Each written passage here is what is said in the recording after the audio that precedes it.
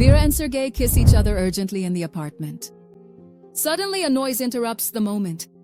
Vera's daughter has arrived for dinner.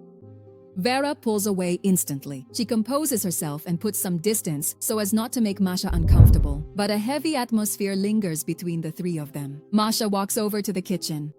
She takes the fish out of the fridge and puts it on the table. Vera reacts suddenly. She orders it to be removed from the dining room. Masha doesn't obey right away, and Vera takes the plate, walks over to the bin, and throws the fish in the trash, leaving the two young people bewildered. Vera returns to the table with a hardened expression. Sergei demands an explanation, and Vera replies that she had a feeling they couldn't eat it, that something wasn't right, and the silence grows tense. Sergei insists that the fish was in perfect condition. Vera firmly denies it. She insists that she felt it was poisoned. Masha watches her mother cautiously, as if she senses an unspoken secret. No one eats. No one moves. For the first time, suspicion takes a seat at the table. Shortly after, Vera goes to the kitchen for a glass. There she finds her cat lying lifeless. It had eaten the same fish she had thrown away. Days later, Masha asks her mother how much longer she will be affected by the animal's death. She says it was just a cat, not a person. Vera replies that it was her pet and that someone tried to poison them, leaving an invisible danger hanging in the air. Masha retorts that her mother can't feel things, that maybe the fish was just spoiled. To prove her point, she takes out a card and asks Vera to guess it. She gets the first one right, but misses the next ones. There's a challenge in Masha's gesture. In Vera's gesture, there's a doubt that doesn't go away. The next day, Vera walks down the street and starts to feel like she's being followed. She looks behind her. There's no one there. At the bus stop, a boy points out an empty seat to her. The bus arrives just then. Everyone gets on except her. When she's left alone, the feeling of being watched returns, cold and constant like a breath on the back of her neck. Later, Vera arrives at the school where she teaches. She meets with her friend from the lab. The woman tells her that some substances have been stolen. Enough to poison half the city. No one knows who did it. Vera listens. She turns pale and leaves the school in a hurry. The unease turns into a need to act. Vera rushes into her house. In the kitchen, Masha is about to serve herself some food. Vera nervously takes away the pot and the plate from her and explains about the theft in the lab. Masha doesn't understand how that involves them. Vera thinks someone wants to poison her. Her pulse quickens. Her attention focuses on every object in the kitchen. She starts throwing out everything she finds in the pantry and the refrigerator. Packages, jars, leftovers. Masha protests. She says she's hungry, that no one wants to hurt them. Vera replies that they'll eat at a cafe, looking for a place where they feel safe. Masha asks if a cafe would really protect them if someone actually wanted to poison them. And Vera watches her cautiously. That question opens a crack. Vera looks at her for a long time. And a suspicion slowly forms, directed at Masha. At the same time, the lab teacher is talking with a colleague. He says he saw someone enter the school on the day of the theft and describes their appearance. The teacher listens and immediately connects the description to Masha. The detail hangs in the air like a shadow over the day. Someone recognizes her or thinks they do, and the doubt grows. Vera, unable to eat at home, approaches a street stall and orders a cheese bread. When she sits down to try it, she feels the heavy gaze of the vendor. She gets up, leaves the bread on the bench and walks away. The next morning, Vera is in bed next to Sergei. They talk about Masha and what she thinks about her mother, who has lost her mind for believing that someone is trying to poison her. Sergei tries to calm her down. He makes coffee and shows her the sealed package. Assuring her that it's safe, he opens the bottle of milk in front of her, so she knows no one has touched it. Vera breathes. She trusts. She drinks the coffee. Seconds later, her body is racked with pain. A spasm in her stomach. The pounding in her temples. She starts to convulse. Meanwhile, Sergei screams and doesn't know what to do. When Vera recovers from the poisoning, she goes to look for Sergei at his work. He says he's glad everything turned out well and mentions that he has a friend who's a detective who can help find out who wants to hurt her. Vera doesn't accept right away. But something inside her understands that she needs help. The suspicion is no longer just an idea. It's a faceless enemy. Vera meets with the detective. He asks questions about the recent events. They talk about the cat. He suggests that the fish might have been spoiled. Then he asks her for the coffee jar she regularly uses. He smells it. He detects a strange scent. He checks the batch number. It's the same one Sergei opened, the one that was sealed. And his expression changes. The detective explains to her that this batch was poisoned and that anyone who bought it would be in danger.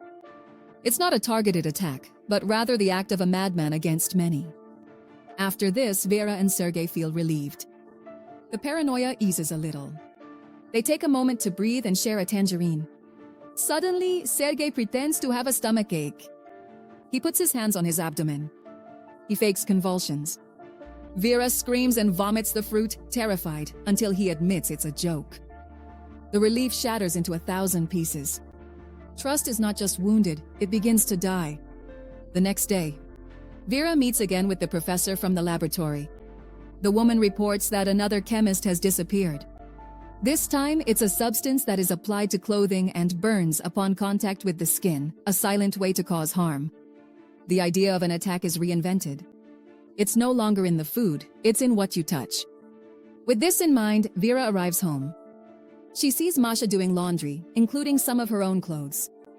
The young woman talks on the phone while putting the clothes in the washing machine and pouring detergent into the compartment. Vera stares at her, more suspicious than ever. Every everyday gesture becomes a latent threat. When Masha finishes, she throws the empty detergent bag in the trash. As soon as she walks away, Vera rushes over and urgently empties the bin. Masha appears and asks what her mother is supposed to be doing. Vera doesn't answer. The house becomes a game board with pieces no one understands. But everything feels like a trap. Later, Vera checks every corner. Drawers, shelves, closets. She looks for the poison, the powder that disappeared from the lab.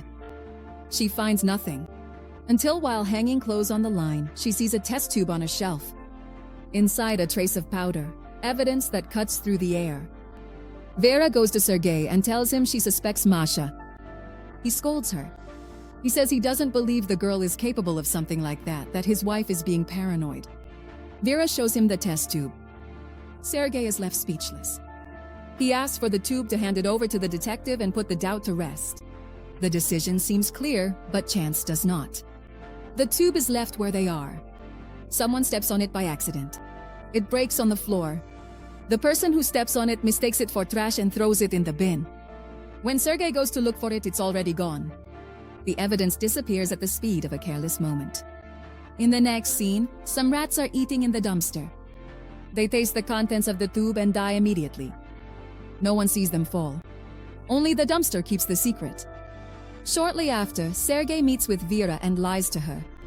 He says that the detective analyzed the tube and confirmed that what was inside was harmless. The word harmless sticks like a hook. Vera feels guilty for having blamed her daughter. She agrees to see the psychiatrist. The next day, she talks to the doctor, who asks her about her relationship with Sergei. She replies that she is happy with him, not understanding why the topic comes up. The psychiatrist digs deeper with a few more questions and then lets her go, but plants a new sense of unease. A new one. Shortly after, the psychiatrist drives through the city. He receives a call from Sergei, who demands a deeper explanation about Vera's condition. The doctor reminds him that he can't give him any information, that it's confidential. While he's talking, he gets distracted. A truck gets too close to his car. The crash happens in a split second and the doctor is left unconscious. Later, Vera's colleagues gather in front of her house. They want to know how she is doing. There, we notice two things. The truck that caused the accident belongs to Sergei. Moreover, the colleagues recognize Sergei himself when they see him. With that, they discover that it wasn't Masha who entered the lab on the day of the theft, but him. The suspicion changes names, but it doesn't leave the scene. Shortly after, Sergei takes Vera to the clinic. He asks, "What should I do with Masha?" Vera replies that her daughter is an adult and can stay by herself. Sergei is confused because earlier she had asked him to look after her. The contradiction hangs in the air and no one resolves it. The decision, however, is carried out. That afternoon, from the clinic window, Vera sees Masha approaching on the street. Sergei intercepts her and invites her to get into his truck. Vera reacts urgently. She takes a taxi and follows him to a cafe. She sits at a distance. She watches the table of young people, sees them chatting, laughing, sharing a code that excludes her, and jealousy slowly bites at her. Meanwhile, Vera's colleague talks to the doctor with genuine concern. A few minutes later, he meets with Sergei and Masha to tell them what the doctor revealed. He explains that Vera has self-esteem issues. She feels too old next to Sergei. That crack may have given rise to a split personality. The other personality tried to end her life by poisoning the food.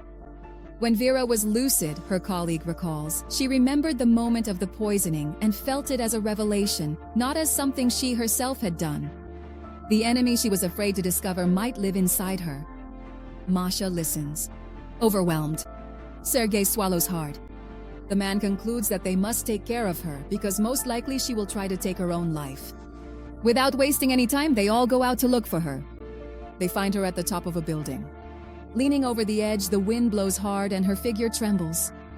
Sergei goes up to the rooftop and calls her. He tries to stop her, but he's a second too late. Vera falls into the void. Sergei, no, hesitates. He jumps after her. Their bodies cut through the air and crash, fortunately, onto a truck loaded with mattresses. Both survive, stunned, their hearts racing. The threat does not go away. It only changes shape and place. This leaves a hard lesson. Sometimes the enemy we fear the most doesn't live outside, but behind our own eyes. Peace does not come. Only a precarious pause, with the certainty that the battle goes on.